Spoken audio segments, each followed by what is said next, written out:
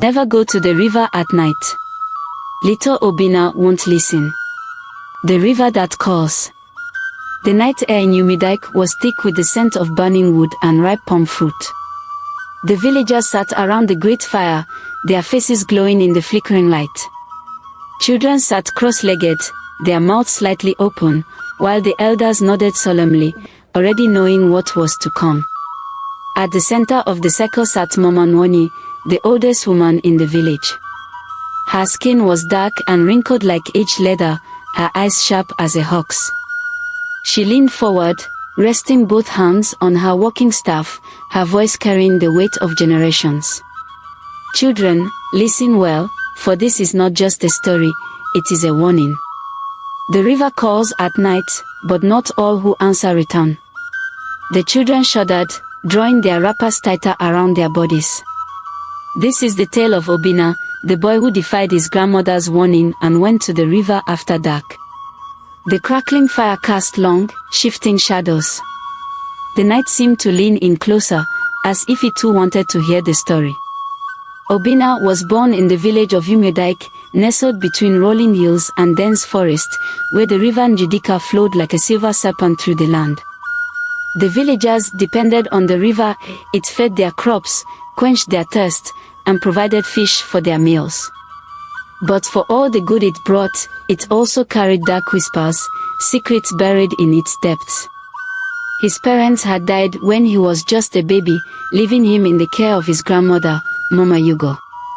Though she was an old woman, her spirit was unyielding, and she carried herself with a quiet strength that made even the village elders respect her. She knew things that no one else dared to speak about. She had only one rule that she repeated like a sacred chant. No matter what happens, never go to the river at night.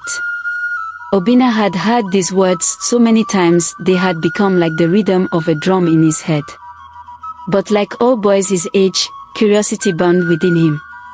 The river was not just water and fish, it was a mystery. The elders spoke in hushed tones about Muomili, the water spirits who lured the foolish into their depths.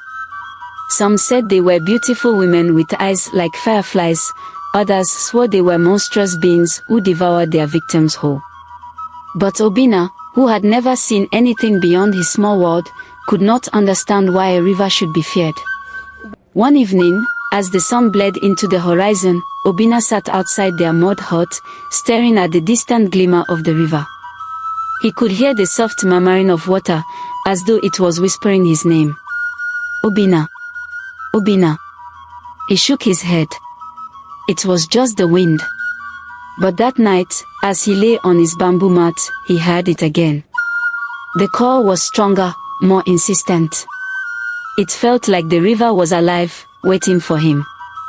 The next morning, he told Mama Yugo what he had heard. She turned pale and tightened her wrapper. "The river spirits know your name," she whispered.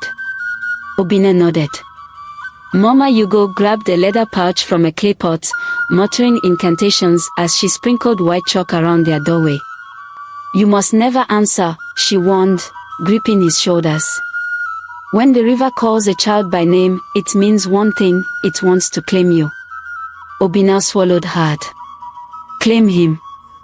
But fear was not enough to kill his curiosity. The village boys often gathered beneath the iroko tree, playing encho and wrestling in the dust. That evening, Obina's best friend, Ikena, smirked as he tossed a seed into the dirt. "I heard your grandmother is afraid of the river." Obina bristled. "She is not afraid, she is wise." Ikena scoffed. "Or maybe she is just old and afraid of shadows." The other boys laughed. "If you are truly brave, Obina, prove it. Go to the river tonight and bring back a handful of its water." Obina's heart pounded. He knew it was foolish, but the laughter of his friends stung worse than a wasp's bite. "Fine," he said, chest swelling with defiance. "I will go." That night, when Mama Yugo fell into deep sleep, Obina slipped out. The village was silent, the only sounds were the chirping of crickets and the distant hoot of an owl. The closer he got to the river, the colder the air became. The trees leaned like silent sentinels, their gnarled branches swaying without wind. At last, he reached the water's edge. The river was unnaturally still. Its surface was like a black mirror, reflecting the full moon above. Obinna knelt, cupping his hands to scoop the water. But as his fingers touched the surface, the river moved. A ripple spread across the river, and from its depths, a figure rose. She was beautiful. Skin like the river's surface, hair flowing like liquid silver. But her eyes burned with an eerie green light. Obinna, she cooed, her voice smooth as silk. You have come at last. Obinna stumbled back. I did not mean to. She smiled, revealing sharp teeth. But you did. And now, you must stay. The water churned violently. Shadows rose, other spirits, faceless and hungry. Obinna turned to run, but the river pulled at his feet. The spirits wailed, reaching for him. Just as he was about to be dragged under, a loud cry shattered the night. Leave my grandson alone. Mama Yugo stood at the riverbank, holding a staff covered in white chalk and red cloth. She struck the ground thrice, her voice commanding the spirits. By the blood of my ancestors, I banish you. The river howled. The spirits shrieked, their forms dissolving into mist. The beautiful woman let out a piercing scream before vanishing beneath the waves. The water became still once more.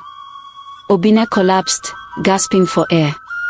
Mama Yugo carried him home, her frail arms surprisingly strong. The next morning, Obinna woke to find her sitting beside him, her wrinkled hands holding his tightly.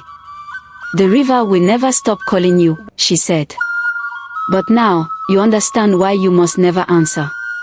Obinna, his heart still heavy with fear, nodded. From that day on, whenever the wind whispered his name at night, he never listened.